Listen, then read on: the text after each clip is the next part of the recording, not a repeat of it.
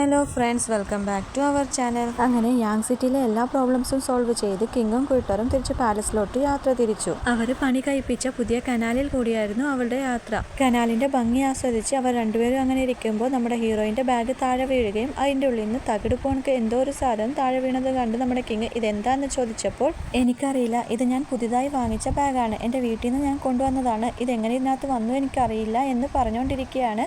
അവളും അവളുടെ അമ്മയും ഒരു ദിവസം അടിയുണ്ടാക്കിക്കൊണ്ടിരിക്കെ അവൾ കുളിക്കുന്ന സമയത്ത് അവളുടെ അമ്മ ബാഗിൽ എന്തോ ഒന്ന് ചെയ്യുന്നത് കണ്ട് അമ്മയുമായിട്ട് വഴക്കുണ്ടാക്കിയത് അവൾ ഓർക്കുന്നത്. അത് ഓർത്തപ്പോൾ അവൾ കിങ്ങിനോട് പറഞ്ഞു, ചിലപ്പോൾ എൻ്റെ അമ്മ ഇതിനകത്ത് വെച്ചതായിരിക്കും എന്ന് പറയുന്നത് കേട്ട് കിങ് ചോദിച്ചു, നിന്റെയും നിന്റെ അമ്മയുടെയും റിലേഷൻ അത്ര രസമുള്ളതല്ലേ, നിങ്ങൾ തമ്മിൽ വഴക്കിടാറുണ്ടോ എന്ന് ചോദിച്ചു. അതെ, എൻ്റെ അമ്മ ഭയങ്കര സ്ട്രിക്റ്റ് ആണ്, എന്നെ ഒന്നിനും സമ്മതിക്കാറില്ല. എക്സാമിന് മാർക്ക് കുറഞ്ഞാലോ സ്കൂൾ വിട്ട് നേരെ വീട്ടിലോട്ട് എത്താഞ്ഞാലോ ഭയങ്കരമായിട്ട് എന്നെ ചീത്ത പറയുമായിരുന്നു. എന്നോട് എൻ്റെ അമ്മയ്ക്ക് തീരെ ഇഷ്ടമില്ല എന്നൊക്കെ പറഞ്ഞപ്പോൾ കിങ് പറയുന്നു, നീ എത്ര ഭാഗ്യവതിയാണ്, നിന്നെ കണ്ടിട്ട് എനിക്ക് അസൂയ തോന്നുന്നു. എന്നെ എൻ്റെ അമ്മ വളർത്തിയിട്ടേ ഇല്ല, ഒരു വേലക്കാരിയാണ് എന്നെ വളർത്തിയത് മുഴുവനും. അമ്മയുടെ വാത്സല്യമോ സ്നേഹമോ ഒന്നും തന്നെ എനിക്ക് കിട്ടിയിട്ടേ ഇല്ല. സ്കൂൾ വിട്ടാൽ നേരെ വീട്ടിലെത്തണമെന്നും നല്ലോണം പഠിക്കണമെന്നും ഒക്കെ നിന്റെ അമ്മ നിന്നോട് പറയുന്നത് നിന്നോടുള്ള ഇഷ്ടക്കൂടുതൽ കൊണ്ടാണ്. നിനക്കൊരു ആപത്തും വരരുത് എന്ന് കരുതിയിട്ടാണ് അങ്ങനെ പറയുന്നത്. അത് കേട്ടപ്പോൾ അവൾ ആ തകിട് തുറന്നു നോക്കി. അതിൽ എഴുതിയിരിക്കുന്നുണ്ടായിരുന്നു, എൻ്റെ ജീവിതത്തിലെ സന്തോഷവും സമാധാനവും എല്ലാം തന്നെ എൻ്റെ മകളുടെ സേഫ്റ്റിക്ക് വേണ്ടിയിട്ട് ഞാൻ മാറ്റിവെക്കുന്നു എന്നായിരുന്നു ആ തകിടിലെ വാക്യം. അത് കണ്ടതും ഇത്രയും നാളും അവൾ അവളുടെ അമ്മയോട് എന്ത് വലിയ ദ്രോഹമാണ് ചെയ്തത്, എന്ത് വലിയ തെറ്റാണ് ചെയ്തത് എന്ന് മനസ്സിലാക്കി അവൾ ഒരുപാട് കരഞ്ഞു. ഇപ്പുറത്ത് പാലസിനുള്ളിൽ മിനിസ്റ്റർ സൂയി കിങ്ങിന്റെ സീക്രട്ട് റിസർച്ച് സെന്റർ കണ്ടു. അത് കണ്ടതും അയാൾക്ക് മനസ്സിലായി, കിങ് താൻ ഉദ്ദേശിച്ച പോലെയല്ല, നല്ല ബുദ്ധിമാനായ നല്ലൊരു കിങ് ആണ്. ഞാനും ഒരാപത്തുമില്ലാതെ സേഫായിട്ട് പാലസിൽ തിരിച്ചെത്തിയാൽ സിംഹാസനം കൈക്കലാക്കാൻ പറ്റിയ മിനിസ്റ്റർ സൂയിന്റെ ആ ലാസ്റ്റ് ചാൻസും കൂടി നഷ്ടപ്പെടും. അതുകൊണ്ട് തന്നെ അയാൾ തന്റെ ബോഡി ഗാർഡിനോട് പറയുന്നു, പാലസിലോട്ട് വരുന്ന എല്ലാ ഗേറ്റിലും കിങ്ങിന്റെ ആൾക്കാരെ മാറ്റിയിട്ട് നമ്മുടെ ആൾക്കാരെ വെക്കണം. കിങ്ങും കൂട്ടരും പാലസിലോട്ട് എൻ്റർ ചെയ്യുന്നതിന് മുമ്പ് തന്നെ അവരെ കൊന്നുകളയണം എന്ന് നിർദ്ദേശിക്കുകയും അതേപോലെ ചെയ്യുകയും ചെയ്തു. ഇപ്പുറത്തെ സായിഷുവിൻ്റെ വീട്ടിൽ വാനറും സായിഷുവും ലീറ്റാവും കൂടി എന്തൊക്കെയോ പറഞ്ഞ് സംസാരിച്ചുകൊണ്ടിരിക്കെ അവരെ ആരോ ഒളിഞ്ഞു നോക്കുന്നുണ്ടെന്ന് അവർക്ക് ഫീൽ ചെയ്തു. ലീറ്റാവോ ചെന്ന് നോക്കിയപ്പോഴത്തേക്കിനും അയാൾ അവിടുന്ന് എസ്കേപ്പ് ആയിരുന്നു. ആ ഒളിഞ്ഞു നോക്കിയ ആള് അപ്പം തന്നെ വാനർ യാങ് സിറ്റിയിലെ സായി റെസിഡൻസിലുണ്ടെന്നുള്ള സന്ദേശം അയച്ചു. ഇപ്പുറത്ത് നമ്മുടെ കിങ് കോങ്ങിനെയും ലൂവിനെയും കൂടി ഫുഡ് വാങ്ങാൻ പറഞ്ഞു വിട്ടു. അവർ പോയ സന്തോഷത്തിൽ, ഇപ്പോഴെങ്കിലും എനിക്ക് നിന്നെ ഒറ്റയ്ക്ക് കിട്ടിയല്ലോ എന്ന് പറഞ്ഞ് കിങ് ഹീറോയിനെ കെട്ടിപ്പിടിച്ചു. ഒന്നും അറിയാതെ കിങ്ങും ഹീറോയിനും നല്ല സമയം സ്പെൻഡ് ചെയ്തുകൊണ്ടിരിക്കുകയാണ്. അവരെ ഫോളോ ചെയ്ത് കുറെ കൊലയാളികളും അവിടെ എത്തിയിരുന്നു എന്ന് നമ്മൾ അറിയുന്നത്.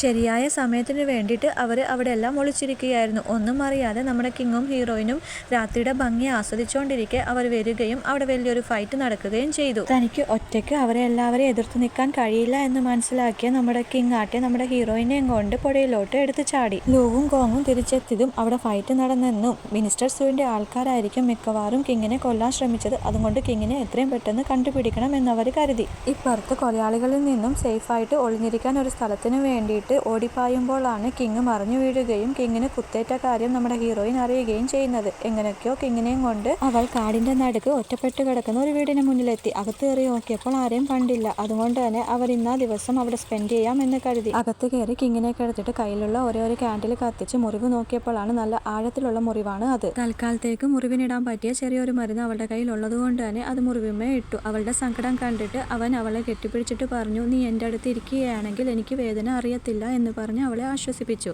പിറ്റേന്ന് രാവിലെ സായിഷുവും ലീറ്റാവും കൂടി മാർക്കറ്റിൽ കൂടി ഇങ്ങനെ നടന്നുകൊണ്ടിരിക്കെ ലീറ്റാവുവിനോട് സായിഷു ഷിമി കിങ്ഡത്തെ പറ്റി ചോദിച്ചു. അവൻ വാതോരാതെ ഷിമി കിങ്ഡത്തെ പറ്റി ഇങ്ങനെ സംസാരിച്ചുകൊണ്ടിരിക്കെ അപ്പുറത്ത് നോട്ടീസ് ബോർഡിൽ പട്ടാളക്കാർ എന്തോ നോട്ടീസ് ഒട്ടിക്കുന്നത് കണ്ടിട്ട് അവരും ചെന്ന് നോക്കി. അത് നമ്മുടെ കിങ്ങിനെയും ഹീറോയിനെയും കാണാനില്ല എന്ന് പറഞ്ഞൊരു നോട്ടീസായിരുന്നു. അത് കണ്ട് പരിഭ്രാന്തയായി സായിഷു പറയാൻ ചെന്നപ്പോഴത്തേനും ലീറ്റാവോ അവളെ തടഞ്ഞു വെക്കുന്നു. പട്ടാളക്കാർ സ്വന്തം രാജാവിനെ കാണാനില്ല എന്ന് പറഞ്ഞ് നോട്ടീസ് അടിക്കണമെങ്കിൽ അതിനു പിന്നിൽ എന്തോ ചതിയുണ്ടെന്ന് ഒരു രാജ്യത്തിന്റെ രാജകുമാരനായ അവന് മനസ്സിലായി. അവരെ കാണിച്ചു കൊടുക്കുന്നവർക്ക് വലിയൊരു തുകയാണ് ഓഫർ ചെയ്തിരിക്കുന്നത്. അതുകൊണ്ട് തന്നെ അവരെ പിടികിട്ടാനുള്ള സാധ്യത കൂടുതലാണ്. അതുകൊണ്ട് തന്നെ പട്ടാളക്കാരും മറ്റുള്ളവരും അവരെ കാണുന്നതിന് മുമ്പ് തന്നെ നമ്മൾ അവരെ കണ്ടുപിടിച്ച് രക്ഷപ്പെടുത്തണം എന്ന് സായിഷുവിന് അവൻ പറഞ്ഞു മനസ്സിലാക്കി കൊടുത്തു.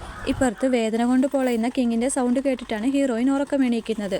നേരം വെളുത്തപ്പോഴത്തേക്കിനും കിങ്ങിന്റെ അവസ്ഥ മോശമായി. മുറിവ് പഴുക്കാൻ തുടങ്ങുന്നു. അത് കണ്ടിട്ട് രക്ഷയില്ല എന്ന് മനസ്സിലാക്കിയ നമ്മുടെ ഹീറോയിൻ ഡോക്ടറിനെ വിളിക്കാൻ വേണ്ടിയിട്ട് തൊട്ടടുത്തുള്ള ഗ്രാമത്തിലോട്ട് അവൾ പോയി. ഇപ്പുറത്ത് സായിഷും ലീട്ടാവും പുറത്തുപോയ സമയം നോക്കിയിട്ട് അവരുടെ വീടിന്റെ പുറത്ത് ആരോ ഒരാൾ വന്ന് രക്ഷിക്കണേ രക്ഷിക്കണേ എന്ന് അലമുറയിട്ടു. ഒരു കാരണവശാലും വാനറിനോട് പുറത്തേക്ക് പോവരുത് എന്നാണ് അവർ പറഞ്ഞത് എന്ന് വാനറിന്റെ മെയ്ഡ് പറഞ്ഞെങ്കിലും പുറത്തുള്ള ആളുടെ കരച്ചിൽ കേട്ടിട്ട് സഹിക്കാൻ പറ്റാതെ വാനർ കതക് തുറന്നു. മിനിസ്റ്റർ സൂര്യ ആൾക്കാരായിരുന്നു അത്. വാനറിനെ ബോധം കെടുത്തിട്ട് വാനറിനെയും കൊണ്ട് അവർ പാലസിലോട്ട് പോയി. ഇപ്പുറത്ത് പട്ടാളക്കാർ കിങ്ങിനെയും ഹീറോയിനെയും അന്വേഷിച്ചുകൊണ്ടിരിക്കുകയാണ്. അവിടേക്കാണ് നമ്മുടെ ഹീറോയിൻ വന്നത്. അവിടെ നടക്കുന്ന കാര്യങ്ങളൊന്നും അറിയാതെ സ്വന്തം രാജ്യത്തെ പട്ടാളക്കാരെ കണ്ടതും കിങ്ങിന്റെ കാര്യം പറയാൻ വേണ്ടിയിട്ട് അങ്ങോട്ട് പോവാൻ നിന്നു. ഭാഗ്യത്തിന് പട്ടാളക്കാരുടെ മുമ്പിൽ അവൾ എത്തുന്നതിന് മുമ്പ് ലീറ്റാവോ അവളെ പിടിച്ചു വലിക്കുകയും കാര്യങ്ങളൊക്കെ അവളോട് വിശദീകരിച്ച് പറഞ്ഞു കൊടുക്കുകയും ചെയ്തു. എല്ലാവരുടെയും കണ്ണു വെട്ടിച്ച് കിങ്ങിനുള്ള മരുന്നുമായി ലീറ്റാവും ഹീറോയിനും തിരിച്ചെത്തി. അന്ന് രാത്രി കിങ്ങും ഹീറോയിനും പുറത്തുനിന്ന് സംസാരിച്ചുകൊണ്ടിരിക്കെ അതിലെ പോയ വിറക് വെട്ടുകാരൻ അത് കണ്ടു. ഇപ്പുറത്ത് വാനറിനെ മിനിസ്റ്റർ സൂയുടെ പാലസിൽ എത്തിച്ചു. അവിടെ പരസ്പരമുള്ള സംസാരത്തിൽ നിന്നും അവൾക്ക് മനസ്സിലായി ഇതിന്റെ എല്ലാത്തിന്റെയും പിറകിൽ അവളുടെ അച്ഛനാണെന്നുള്ള കാര്യം. അവൾ അവളുടെ അച്ഛനെ ചോദ്യം ചെയ്തപ്പോൾ അവളെ അടിച്ചിട്ട് പുറത്തിറങ്ങാൻ സമ്മതിക്കാതെ റൂമിൽ പൂട്ടിയിട്ടു. ഇപ്പുറത്ത് പ്രിൻസ് ഹീച്ചിങ് കിങ്ങിന് ലെറ്റർ എഴുതുകയാണ്. മിനിസ്റ്റർ സായി എംപ്രസ് ഡോവേജറിനെ പൂട്ടിയിട്ടതും കിങ്ങിന്റെ പട്ടാളക്കാരെ മാറ്റി അവന്റെ പട്ടാളക്കാരെ പാലസിൽ മുഴുവൻ നിയമിച്ചതും അങ്ങനെയുള്ള എല്ലാ കാര്യങ്ങളും അവൻ ലെറ്റർ എഴുതിക്കൊണ്ടിരിക്കെ മിനിസ്റ്റർ സായിയുടെ ബോഡി ഗാർഡ് അവനെ വന്ന് കണ്ടു.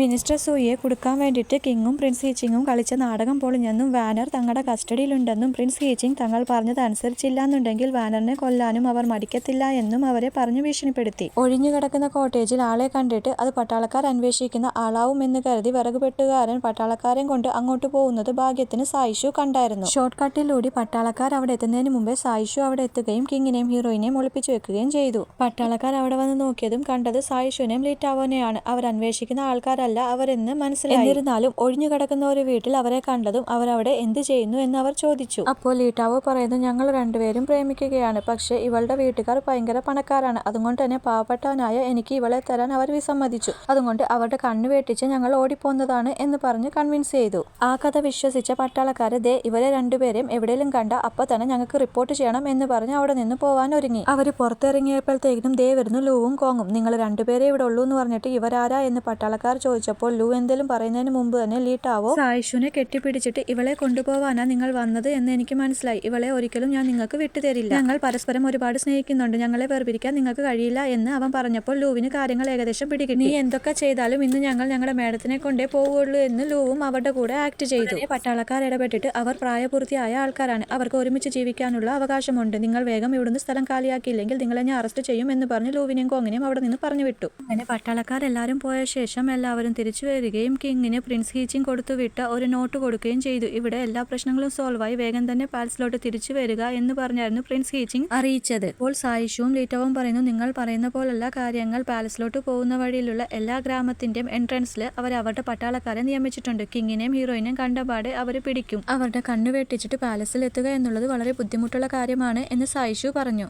അത് കേട്ടിട്ട് വിഷമിച്ചിരിക്കുന്ന കിങ്ങിനോട് നമ്മുടെ ഹീറോയിൻ പറയുന്നു, എനിക്കൊരു ഐഡിയ ഉണ്ട്. അതനുസരിച്ച് ചെയ്താൽ നമുക്ക് ഒരു പ്രശ്നവുമില്ലാതെ ക്യാപിറ്റലിൽ എത്താം എന്ന് പറഞ്ഞ് ലീറ്റാവോനെ നോക്കുന്നു. ഉടനെ ലീറ്റാവോ പറയുന്നു, കൊള്ളാം, എന്നെ ഉപയോഗിച്ചിട്ട് പോവാനാണെങ്കിൽ അത് നടക്കാത്ത കാര്യമാണ്. എന്നെ കൊണ്ടാവുന്ന പോലെ ഞാൻ നിങ്ങളെ സഹായിച്ചു. ഇനി സഹായിക്കാൻ എന്നെ കൊണ്ടുവയ്യ. ഞാൻ ഇന്ന് തന്നെ എന്നെ ഷിമി കിങ്ഡത്തിലോട്ട് തിരിച്ചു പോകും എന്ന് പറഞ്ഞപ്പോൾ കിങ് കോങ്ങിനെ, മോനെ അവനെ ഇപ്പൊ തന്നെ പിടിച്ചു കെട്ടിക്കോ എന്ന നിലയ്ക്ക് ഒരു നോട്ടം നോക്കി. അങ്ങനെ പാലസിൽ എത്താൻ ഒരു മാർഗം കിട്ടിയല്ലോ എന്ന ആശ്വാസത്തിൽ എല്ലാവരും നിൽക്കുന്നത് കാണിച്ചുകൊണ്ടാണ് ഈ എപ്പിസോഡ് അവസാനിക്കുന്നത്. അടുത്ത എപ്പിസോഡിന് വേണ്ടിയിട്ട് നെക്സ്റ്റ് എന്ന് കമന്റ് ചെയ്യാനും ലൈക്ക് ചെയ്യാനും മറക്കരുത്. ഇതുവരെ സബ്സ്ക്രൈബ് ചെയ്യാത്തവർ സബ്സ്ക്രൈബ് ചെയ്ത് സപ്പോർട്ട് ചെയ്യണേ. താങ്ക്